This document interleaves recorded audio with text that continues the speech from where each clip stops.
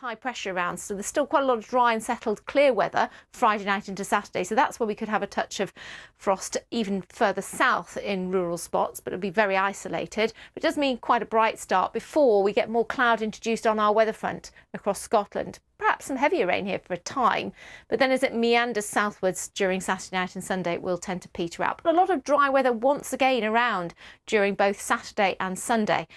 And as ever, we'll keep you updated.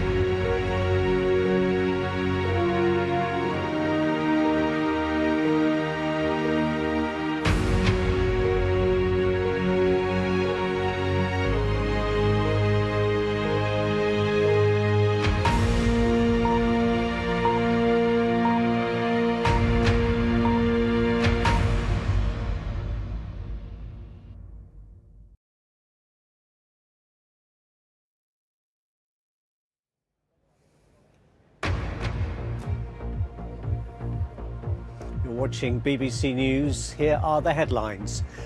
Tens of thousands of people queue to pay their respects to Her Majesty the Queen as she lies in state in Westminster Hall in central London. The queue outside is now several miles long and people from all around the country have travelled to join it and say a final farewell.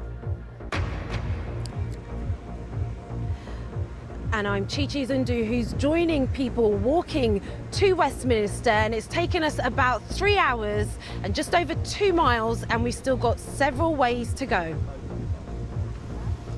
I'm Martine Croxall in the BBC studio. In other news, in Ukraine, amid the devastation of conflict, more claims of atrocities committed by Russian troops. What will happen to energy bills next month? We take a look at what the changes might mean for all of us. A splash of pink at the funeral of 9-year-old Olivia Pratt-Corbell, killed by a gunman in Liverpool last month. The Chancellor considers removing a cap on bankers' bonuses as part of a post-Brexit shake-up of city rules. Hundreds of people have reported seeing a shooting star across the sky over Scotland and Northern Ireland last night.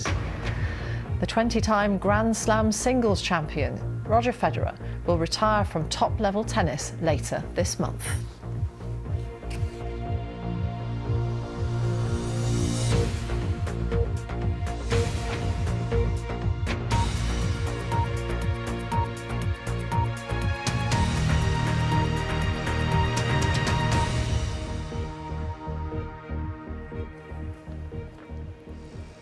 Hello and welcome to Westminster, a week after the death of the Queen, where members of the public are queuing to see her lying in state. I'm Shaun. Welcome to you, whether you're joining us from somewhere in the UK or anywhere else around the world. Indeed, many of the people who are coming to pay their respects will have travelled, some from as far as Australia, to pay those respects to the Queen. The queue at the moment now stretches back about 4 miles, it's estimated.